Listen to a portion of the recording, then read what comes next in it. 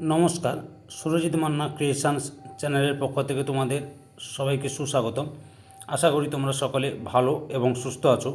আমি তোমাদের জন্য এই ভিডিওটিতে তুলে ধরছি 2026 সালের ক্লাস 7 তথা সপ্তম শ্রেণীর ছাত্রছাত্রীদের জন্য রায় ও মার্টিন প্রশ্ন বিচিত্রা থেকে ইতিহাসের মডেল স্কুল 8 নম্বর মডেল স্কুলের প্রশ্নপত্রের সেটটি সম্পূর্ণ সমাধান করছি। তার আগে তোমাদের কাছে অনুরোধ, তোমরা ভিডিওটি না টেনে পুরোটা দেখো। ভিডিওটি কেমন লাগলো কমেন্ট করে জানিও, ভিডিওটিতে লাইক দাও এবং শেয়ার করো, এবং চ্যানেলে নতুন হলে চ্যানেলটিকে সাবস্ক্রাইব করে চ্যানেলের সঙ্গে যুক্ত হয়ে যাও। আলোচনা শুরু করছি 263 নম্বর পেজের 8 নম্বর model school Raniganj high school HS এর একের দাগে সঠিক উত্তরটি নির্বাচন করে লেখো।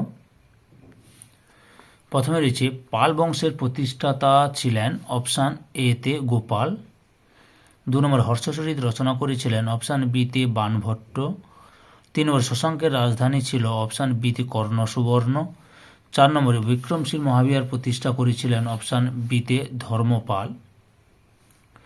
5 নম্বরে চোল যুগে কয়েকটি গ্রাম নিয়ে গড়ে উঠত অপশান বি তে নাড়ু।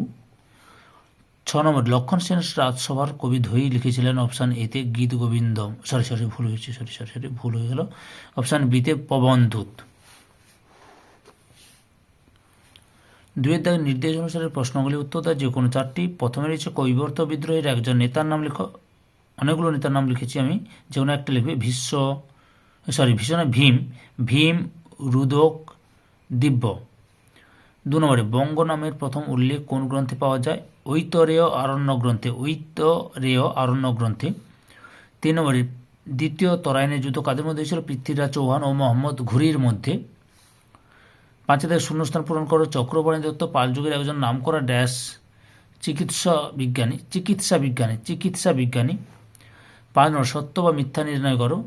কি রয়েছে? পাল ও সেন যুগের রাজারা ফসলের উৎপন্ন ফসলের 1/5 কৃষকদের কাছ থেকে কর নিতেন, এটা মিথ্যা। 1/6 নিতেন।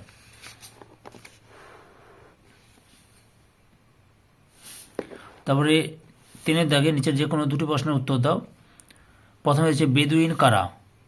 উত্তরটি লক্ষ্য করো। আরব দেশের যাযাবর মানুষদের বেদুইন বলা হয়। 2 দাগে ত্রিশক্তি সংগ্রামের মূল কারণ কি ছিল? মূল কারণ অর্থাৎ প্রথমত যেটাই লেখা আছে এখান থেকে শুরু করে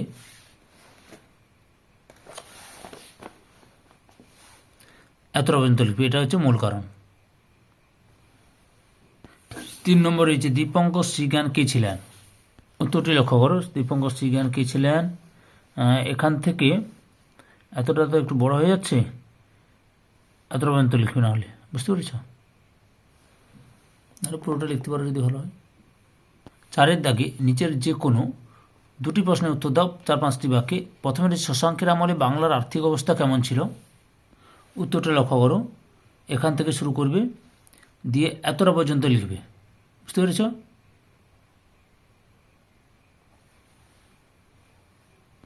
2 নম্বরে রয়েছে খলিফা ও খিলাফত কি? উত্তরটি লক্ষ্য করো। এই যে খলিফা আর খিলাফত, অর্থাৎ এখান থেকে এতটা লিখবে। 3 নম্বর প্রশ্ন বিক্রমশীল মহাবিহার সম্পর্কে সংক্ষেপে লেখো। উত্তরটি দেখো, এখান থেকে শুরু করে এতটা পর্যন্ত লিখবে।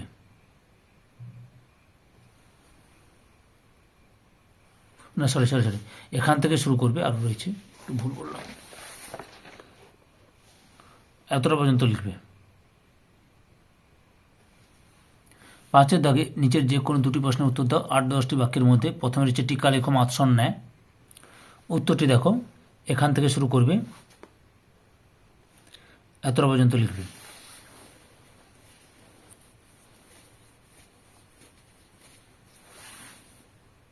পরের প্রশ্ন 2 নম্বর পাল ও সেন যুগে বাংলার অর্থনীতির পরিচয় দাও।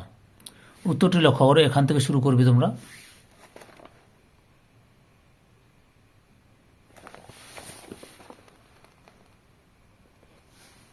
এতটা পর্যন্ত লিখবে।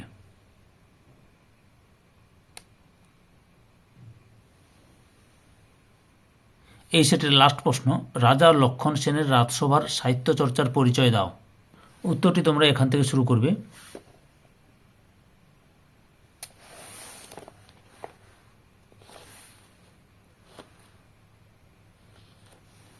এতটা পর্যন্ত লিখবে। ধৈর্য সহকারে সম্পূর্ণ ভিডিওটি দেখার জন্য তোমাদের সবাইকে অসংখ্য অসংখ্য ধন্যবাদ। আজকে এই পর্যন্ত, পরবর্তী ভিডিওতে আবার দেখা হবে। Tata, bye bye.